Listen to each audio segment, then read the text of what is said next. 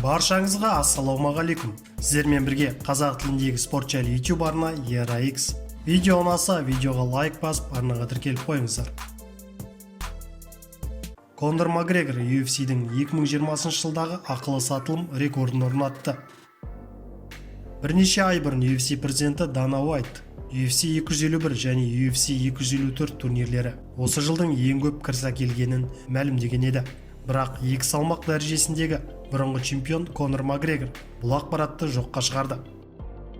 Твиттердегі парақшасында 32 жастағы файтер америкалық промоушнның ішкі құжатын орналастырды. Онда осы жылдың қаңтарында өткен UFC 246 турнирінің ақылы сатылым номерлері көрсетілген. Сол кештің басты жекпе-жегінде Конор Дональд Серонеге қарсы төбелесті. Құжаттағы ақпаратқа сәйкес компания аналитиктері 1.285.562 адамды ақылы трансляцияға тартуды жоспарлағаны белгілі болды. Бірақ көрсетілімді 1.353.429 адам сатып алған. Осылайша Макгрегордың қатысуымен өткен UFC 246 турнирі UFC-дің ең көп қаржы әкелген үздік 3 турнирінің қатарына кірді. Алғашқы 2 орында Ирландия спортшысына тиесілі. UFC 229 турнирін 2,4 миллион адам сатып алды, ал UFC 202-ге 1,650,000 адам тартылды.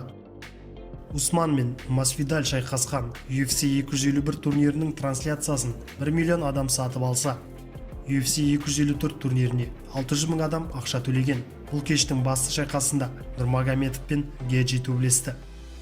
Естеріңізге сала кетейік, Макгрегордың келесі жекпе-жегі 24 қаңтарда таңертең өтеді. UFC 257 турнирінде ирландиялық Дастин Пориемен кездеседі. Құлшыныс сұмдық. Қазақстандық аралас жекпе-жек шебері Жұмағұлов швециялық Ханзадаға қарсы жекпе-жекке қатысты пікір білдірді. Қарсыласы промоушндегі бірінші кездесуінде жеңіске жетті. Барлығына ассаляму алейкум, қалдарыңыз қалай? Міне жаттығып болдық, тер төгіп жатырмыз. Құлшыныс сұмдық, бәрі жақсы. Жазып жатқан жандарға шын жүректен рахмет. Бәріңді құшақтаймын делінген оның Instagram парақшасында. Айта кетейік, қазақ спортшысы UFC 257 турнирінде швециялық Амир Альбазимен жұдырықтасуға дайындалып жатыр. Тегі араб файтердің лақабаты Ханзада.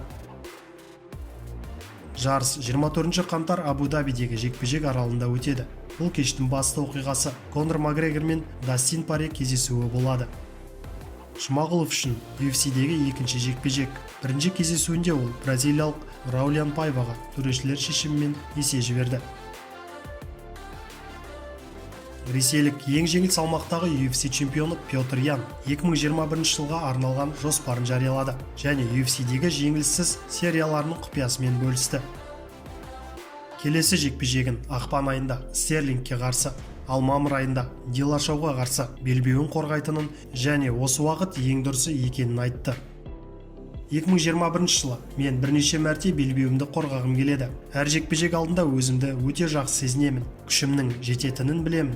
Менің қазіргі жасым әзір жекпе-жекке шығуға мүмкіндік береді. Менің жеке дайындық жүйем бар. Жекпе-жекте білімім, мінезім және қарсыласқа көрсеткен қысым арқылы жеңіске жетемін. Мен шайқасты алдын ала елестете аламын. Қазір дайындық лагерлерін өзгертіп отырғым келеді. Бұл өз деңгейімді болжамсыз етуге көмектеседі, дейді Петр Ян. Еске салайық, Петр Ян соңғы жекпе-жегін Абу-Дабиде Джозе Альдоға қарсы өткізіп, жеңіске жеткен болатын. Осылайша ең жеңіл салмақтың чемпионы атанды. Сіздермен бірге болған ERA-X арнасы. Келесі кездескенше.